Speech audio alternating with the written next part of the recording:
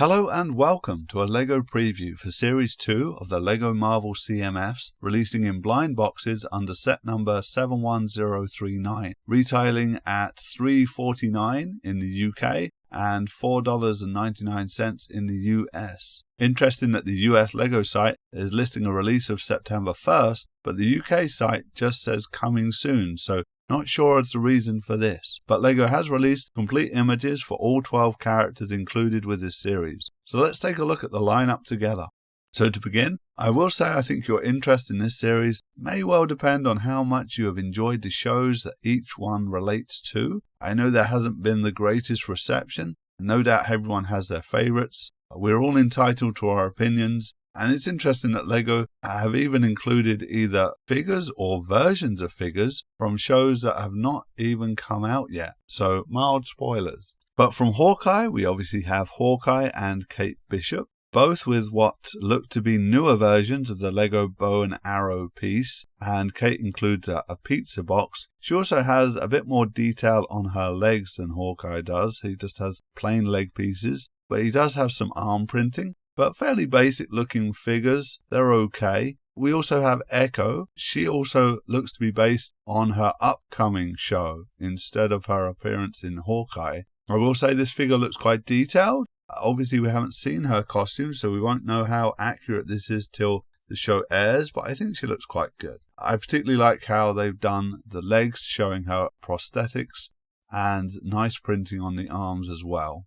Moving on to Moon Knight, obviously we have included Moon Knight himself and the Mr. Knight character. I'll be honest, I didn't watch this show, so these two characters are a little lost on me, but I do like their appearance, and it looks like a special mold for Moon Knight's hood piece. I think they look good. From SheHulk, we have SheHulk in her full costume. I've seen some views from ones who would like to have seen her with the avatar legs to make her taller, but for me, I'm happy with her matching the size of the other figures, especially for display purposes. She comes with a phone and a file, but the biggest disappointment was the exclusion of Daredevil. I think LEGO missed out by not including him in this series. Next we have Agatha Harkness, a strange inclusion, as again I think this is on her new show, which at this point is kind of MIA, but also another character I have little interest in. The same can also be said with the werewolf character, who is also included. He looks like an okay figure, but another show I was just not interested in. Next we have Goliath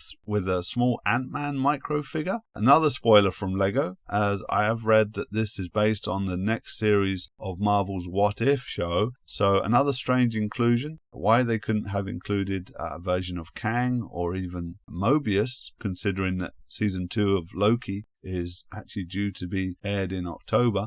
But I do like this figure. And then we come to the X-Men from X-Men 97. I think these are probably my favorite characters in this series. Storm and Beast look awesome. I grew up with the original X-Men cartoon, so these make me very nostalgic. Beast looks great with his glasses and the X-Men mug, and I like the cloak piece that goes around Storm's arms, very close to her original look, and she obviously has the lightning pieces as well. And finally Wolverine.